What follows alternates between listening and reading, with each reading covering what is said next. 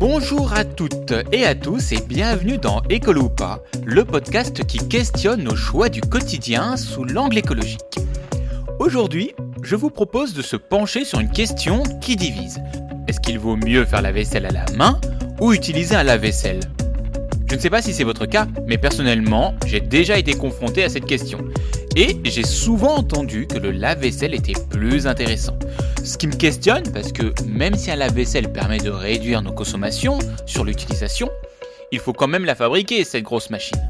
Bref, quel est l'impact sur l'environnement, sur notre portefeuille et sur notre temps ?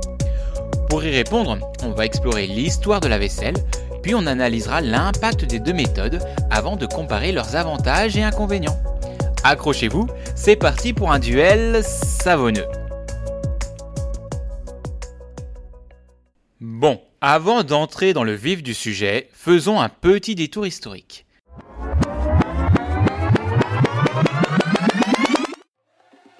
Faire la vaisselle, c'est une corvée aussi vieille que la vaisselle elle-même.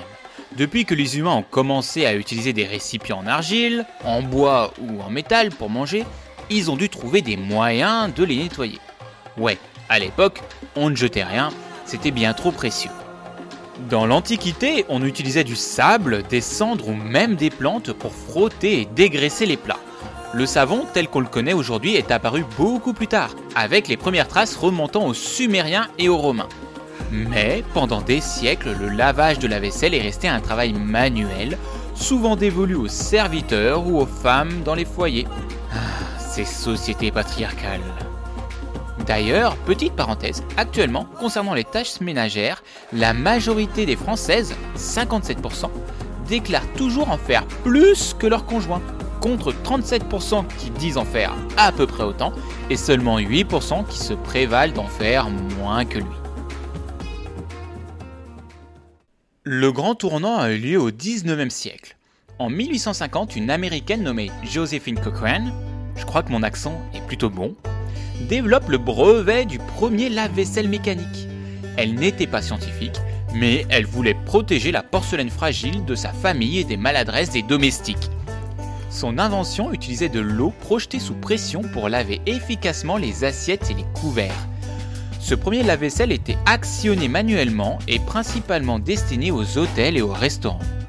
Moi, ça m'impressionne. Le lave-vaisselle est une invention qui a près de 200 ans. C'est fou. À titre de comparaison, l'ampoule électrique, elle, a été inventée en 1879 par Thomas Edison, soit presque 30 ans après le lave-vaisselle. C'est seulement après la Seconde Guerre mondiale que l'appareil commence à se démocratiser. Avec l'essor des équipements électroménagers dans les années 1950-1960 et l'amélioration des technologies, les lave-vaisselles deviennent plus performants et accessibles au foyer. Aujourd'hui, il en existe de toute taille, avec des modèles économes en eau et en énergie, s'intégrant parfaitement dans nos cuisines modernes. Et pourtant, malgré tout, la question demeure. Est-il vraiment plus écologique que le bon vieux lavage à la main ? Eh bien, c'est ce qu'on va voir dans la suite de cet épisode. Bon, je propose de rentrer dans le détail de l'impact du lavage à la main. Faire la vaisselle à la main, c'est simple et accessible. Mais est-ce que c'est vraiment écologique ? Eh bien, cela dépend beaucoup de notre façon de faire. En moyenne, un lavage manuel classique consomme entre 40 et 100 litres d'eau par vaisselle. Si vous laissez couler l'eau en continu, cette consommation peut grimper encore plus haut. A l'inverse, si vous utilisez une bassine remplie d'eau pour le lavage ou une autre pour le rinçage, ou alors si vous avez un évier avec deux évinements, un pour le rinçage et un autre pour le lavage, là, vous pouvez réduire cette consommation d'eau à 10 à 15 litres seulement. Ensuite, il y a tout ce qui concerne les produits détergents et les pollutions. De nombreux liquides vaisselle contiennent des tensioactifs pétrochimiques, des parfums artificiels et des agents conservateurs qui peuvent être nocifs pour l'environnement. Ces substances finissent dans les eaux usées et sont parfois difficiles à filtrer par les stations d'épuration. Heureusement, il existe des alternatives écologiques comme des savons biodégradables ou les noix de lavage naturel.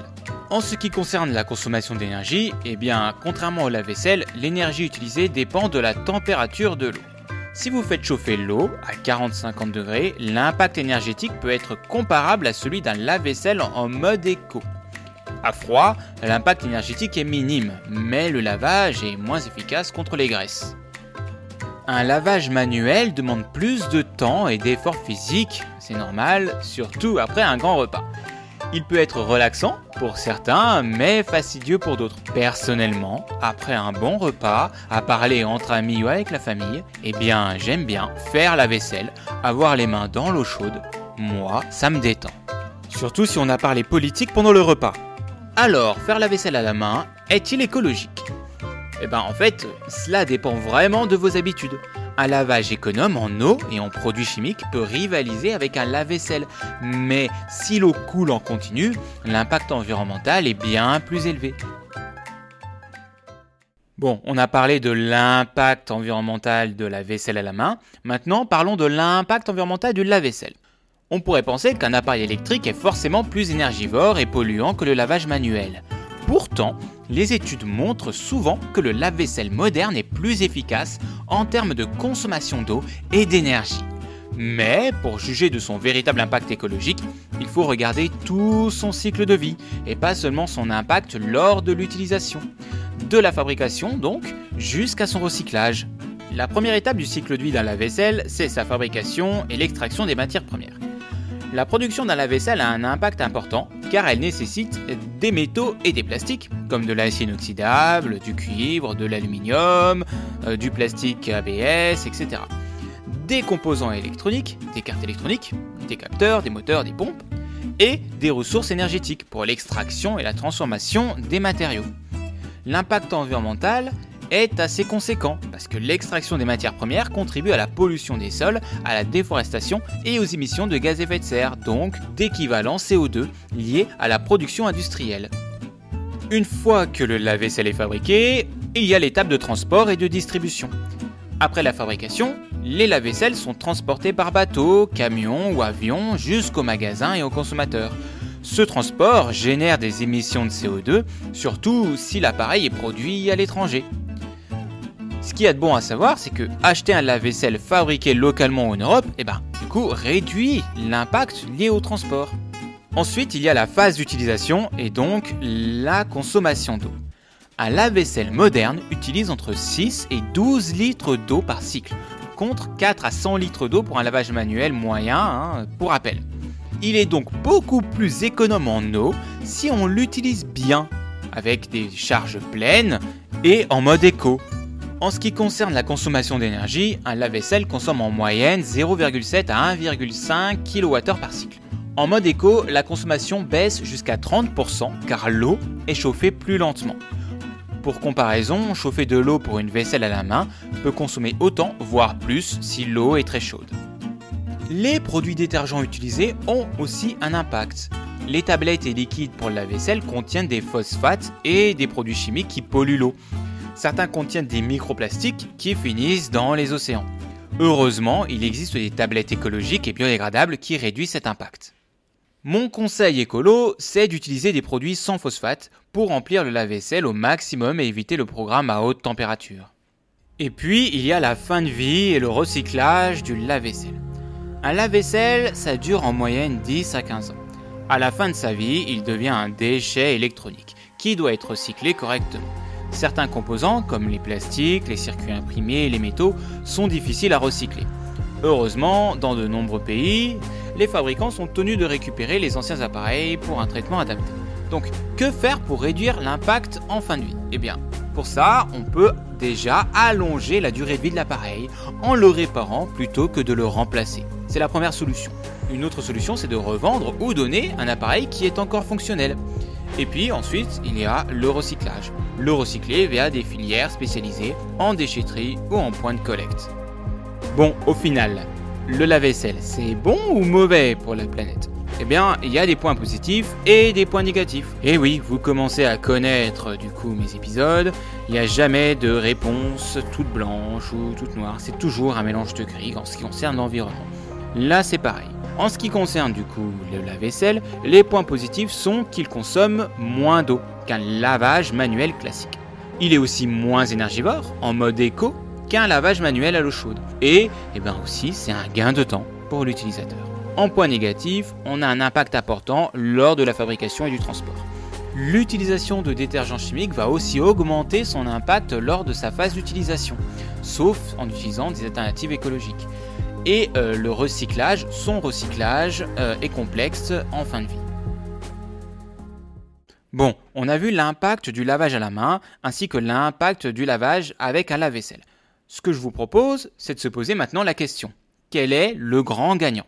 Avant de trancher, voyons comment améliorer nos pratiques déjà pour minimiser notre impact environnemental, quelle que soit la méthode utilisée. Merci Corbeau Écolo, c'est cool. Est-ce que tu peux me dire, du coup, quelles sont les solutions pour un lavage à la main plus écologique du coup, qu'est-ce qu'on doit faire ? Vous lavez à la main, vous n'avez pas de lave-vaisselle, ou alors vous avez un lave-vaisselle mais vous lavez beaucoup de choses à la main, eh bien déjà vous avez des solutions pour optimiser la consommation d'eau. Déjà, ne pas laisser couler l'eau en continu.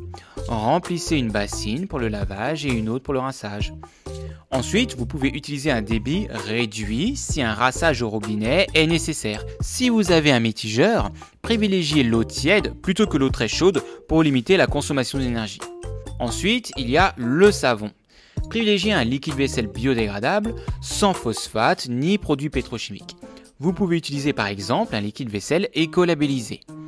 Utilisez du savon de Marseille ou du savon noir qui sont efficaces et naturels. Ensuite, il y a l'optimisation du lavage. Commencez par essuyer les assiettes avec une éponge sèche ou une spatule pour enlever un maximum de résidus avant de laver. Lavez d'abord les éléments les moins sales comme les verres et les couverts, puis terminez par les casseroles et les poêles. Réutilisez l'eau savonneuse pour nettoyer d'autres surfaces, comme par exemple votre plan de travail, les plaques de cuisson, etc. Et vous pouvez utiliser des éponges lavables réutilisables au lieu des éponges jetables. Merci Corbeau Écolo. Maintenant, quelles sont les solutions pour un lave-vaisselle plus écologique ? Eh bien déjà, si vous achetez un lave-vaisselle, optez pour un modèle classé A ou mieux sur l'étiquette énergétique. Privilégiez ensuite le reconditionné au neuf et vérifiez la consommation d'eau. Les modèles les plus efficaces consomment moins de 9 litres par cycle. Utilisez les bons réglages aussi. Le mode éco, il chauffe l'eau plus lentement et réduit la consommation d'énergie. Faites la pleine charge, attendez que le lave-vaisselle soit bien rempli avant de lancer un cycle et évitez le pré-lavage. Raclez les assiettes plutôt que de les rincer sous l'eau courante. Privilégiez les tablettes écologiques sans phosphate ni microplastique. Remplacez le liquide de rinçage par du vinaigre blanc qui est aussi efficace et non polluant. Et utilisez du sel régénérant naturel pour éviter l'entartrage et prolonger donc la durée de vie de l'appareil. Voilà donc au final qui gagne le duel. Bon, je propose de faire des comparaisons sur 3 plans différents, sur le plan écologique, sur le plan financier et sur le plan du temps. Déjà, on va commencer par le plan écologique. Là, comme on l'a vu, si le lave-vaisselle est bien utilisé, avec des modes éco, une charge pleine, des produits écologiques, eh bien, il est plus intéressant d'un point de vue environnemental que le lavage à la main, qui peut être aussi performant, par contre, s'il est optimisé avec l'utilisation de bassines, en utilisant le moins d'eau possible et en utilisant du savon naturel. Sur le plan financier, le lave-vaisselle, c'est un investissement, mais c'est un investissement initial. Et après, vous faites des économies d'eau sur le long terme. En ce qui concerne le lavage à la main, il est moins cher, mais il peut coûter plus cher en eau et en énergie selon la méthode. Et sur le plan du temps, eh bien le lave-vaisselle, là, clairement, il permet de gagner jusqu'à 230 heures par an.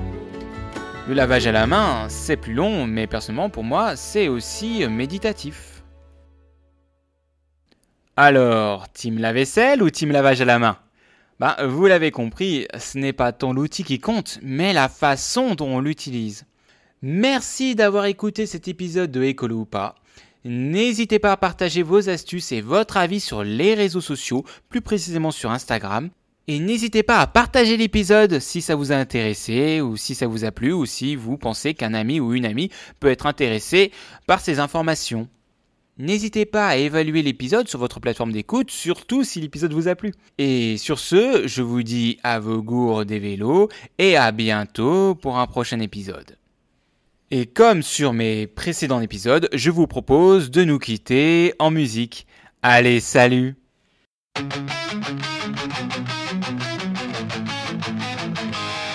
Deux options sur la table, le match est lancé.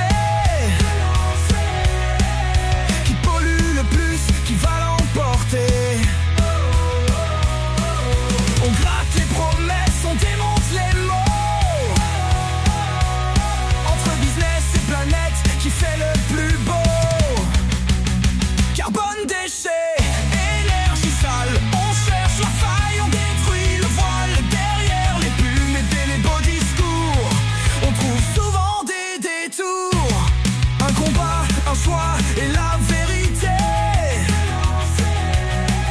Lequel des deux va l'emporter? Merci d'écouter, de chercher aussi.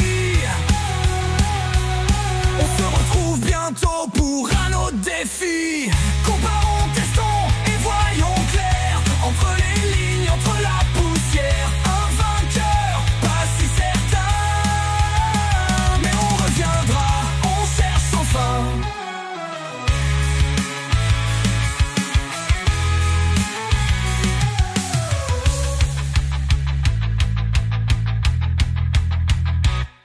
Comparons, testons et voyons clair. Entre les lignes, entre la poussière, un vainqueur, pas si certain. Mais on reviendra, on cherche sans fin.